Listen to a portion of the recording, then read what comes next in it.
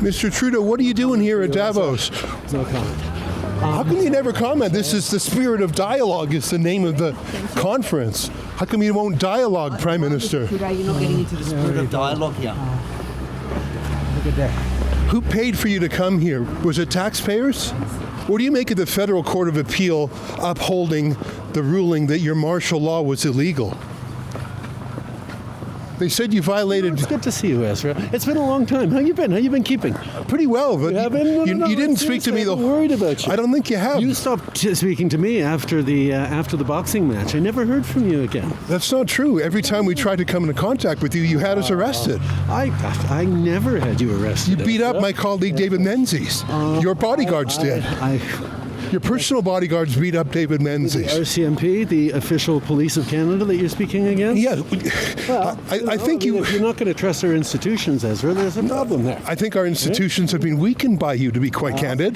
That is your right to believe that and to feel that. And that's certainly something that you've continued to spread, people not trusting our institutions. A certain skepticism is important, but spreading of misinformation and disinformation is just... you're responsible, and I think you know that, Ezra. But, you've got a good little gig coming on. You've paid for all these people to come to Davos. I encourage you to continue to ask questions and challenge people, but to try and do it in a way that is grounded in facts and reality. You've introduced more censorship. Thank you very much. A conversation is not you lecturing me. A conversation is a back and forth, not you just lecturing people. You misunderstood. You spend your time lecturing and haranguing people and creating outrage.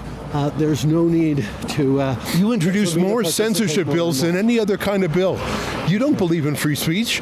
C-63 and all your other bills are about squelching people who you disagree with. As well, you continue to make your points, and you're more than welcome to. So far, but not if you get your way. Ezra, I think you know that. I feel like you owe the Canadians an apology for... Have a good day, sir. You feel like you owe the world an apology for your behaviour during COVID? Have a good day, sir. Is it bizarre not being able... Please don't knock into me. I appreciate you respect. Well, your security was just pushing us around before. Of course. He still gives selfies. You got to hand him that. He won't talk to reporters, but he'll do a selfie. I just spoke with you for 5 minutes. You spoke at me for 5 minutes. You didn't answer any questions. You spoke at me, which is your style, isn't it? You don't do well with dissent.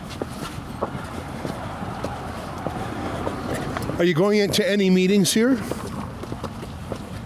Davos is about meetings. Davos is about connecting with people and talking about how we can continue to put people's success at the center of everything we do. Are you going to meet up with Mark Carney when he arrives? I have always happy to speak with any leaders, including my friend. And how do you think he's doing? I think he's doing great. Are you worried about the rift with the United States? I think everyone is worried about an increasing polarization around the world. Do you feel that his visit to China was successful? I think there's a lot of work to do around the world, but it's good that we continue to engage with friends, allies, and potential challenges around the world. How do you feel about the looming referendum for separatism in Alberta? Have you followed the separatist movement in Alberta?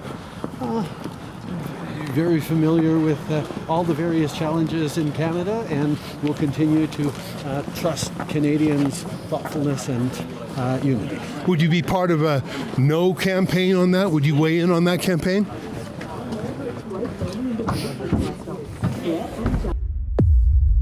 Rebel News comes to Davos every year in Switzerland for the World Economic Forum. These are the masters of the universe, the oligarchs who want to rule over us. It's an incredible gathering of VIPs. We're here as citizen journalists to ask accountability questions that the regime media won't.